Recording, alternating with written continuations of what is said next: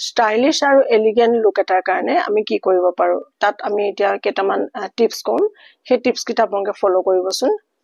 যিগৰাকী ঘৰৰ লেডি গৰাকী আছে মাক সকলে কি কৰে জেনেৰেলি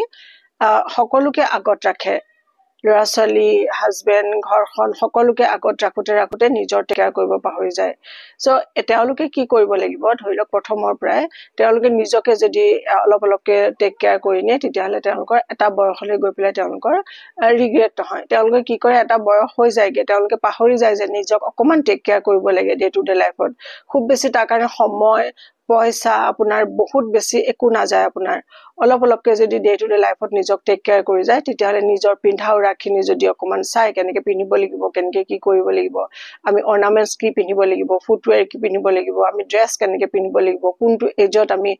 কেনেকে ড্ৰেছ পিন্ধিব লাগিব ওয়্যাৰিং আমি কেনেকে